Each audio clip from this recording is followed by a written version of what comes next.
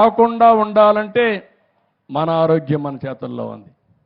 Cell phone వల్ల అలాంటివి వస్తాయి.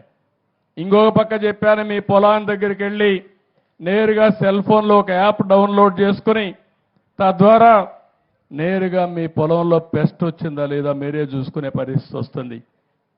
ఇవి సెల్ ఫోన్ వల్ల చాలా యాప్లు వచ్చేస్తున్నాయి. అలాంటి యాప్లన్నీ పెట్టుకుంటే ఇక్కడ మీరు చూపిస్తే క్లౌడ్కి వెళ్ళిపోయి అక్కడి నుంచి మొత్తం అనలైజ్ చేసి ఇప్పుడు మీరు ఒక ఫోన్లో మీరు చూస్తే చాట్ జీపీటీ వచ్చింది. మీకు తెలియకపోవచ్చు విషయాలు. అందులో మీరు ఒక్క మాట వాడితే దేశ రాజధాని ఏదంటే అది చెప్పేస్తుంది. ఈ 90 రోజుల్లో ముఖ్యమంత్రి చంద్రబాబు నాయుడు ఏం పనులు చేశాడో చెప్పమంటే అది మొత్తం మీకు చెప్పేసే పరిస్థితికి వస్తుంది. అంటే ఒక టెక్నాలజీ ఎంత వచ్చేసిందంటే మీరు గుర్తుపెట్టుకోవాలి, ఇలాంటి చాలా వచ్చేస్తున్నాయి.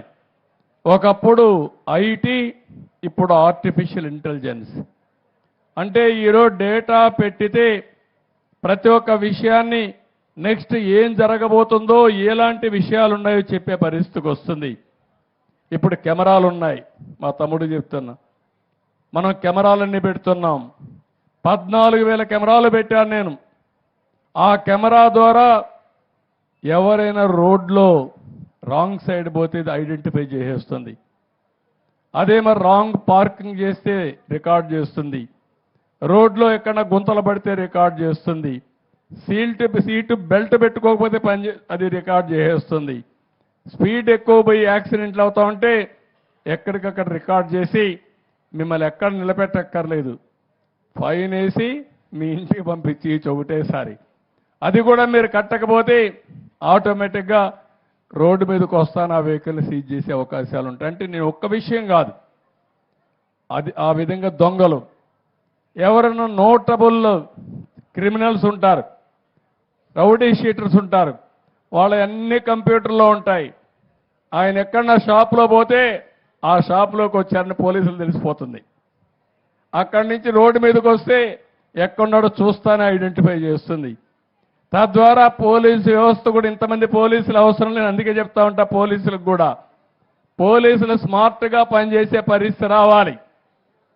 విజిబుల్ పోలీసింగ్ ఉండాలి, ఇన్విజిబుల్ పోలీసులు ఉండాలి.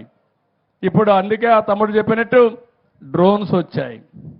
డ్రోన్స్ ఏం చేస్తున్నాయంటే హాస్పిటల్కు మందు కావాలంటే జిల్లా హాస్పిటల్ నుంచి ప్రైమరీ హెల్త్ సెంటర్కి డ్రోన్లో వచ్చి ఇచ్చేసి వెళ్ళిపోతుంది. అదే మరి మీ పొలంలో పంటలో ఎక్కడన్నా పెస్ట్ ఉంటే నేరుగా పోయి చూస్తుంది. అది చూసి ఫలాంది ఇక్కడనే ఉంది చెప్తుంది. దాని మీదనే మళ్ళీ మందు కొట్టి దాన్ని ఎరాడికేట్ చేసి అయ్యిందా లేదా కూడా రికార్డ్ చేసుకొని మళ్ళా చెప్తుంది. ఎక్కడన్నా మస్కిటోస్ ఉంటే అక్కడికే పోయి అక్కడే మందు కొట్టి మస్కిటోలను, దోమలు నివారిస్తుంది. కాబట్టి రాబోయే రోజుల్లో నువ్వు గుర్తుపెట్టుకోవాల్సింది, నువ్వు ఊహించిన పరిణామాలు జరగబోతున్నాయి. ఉపయోగించుకుంటే మనం ఎక్కడికో వెళ్తాం. అది తెలుగువాడి సత్తా, అది ప్రారంభించింది తెలుగుదేశం పార్టీ. ఆ విషయం మీరు గుర్తుపెట్టుకోవాల్సిన అవసరం ఉంది. దీనికి ఒక ఆర్కిటెక్చర్ తయారు చేస్తున్నాను. మా ఆఫీసర్లు కూడా నేను వాట్సాప్ గ్రూపులు పెడుతున్నా. అంటే ఎక్కడన్నా నా దృష్టికి ఒక పని వస్తే, ఒక నెగటివ్ వస్తే నేను సీఎంఓలో పెడితే, సీఎంఓలో మంత్రి వరకు పెడితే, మంత్రి కలెక్టర్కి కానీ కన్సర్న్ లాస్ట్ మైలు చెప్పి 1 గంటలో చర్యలు తీసుకున్నట్టుగా వచ్చేస్తున్నాయి. అంటే ఇంకేమి ఎక్స్క్యూజ్ లేదు.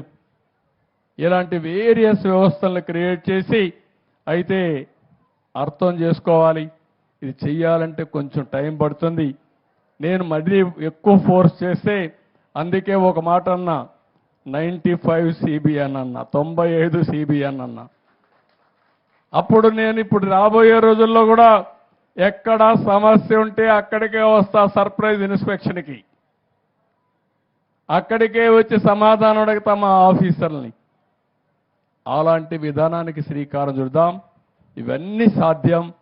నేను ఎందుకు మీకు ఒక మాట చెప్తున్నానంటే, మొన్న కూడా నేను ఒక మాట చెప్పాను మీ అందరికీ నీతి ఆయోగ్ మీటింగ్లో.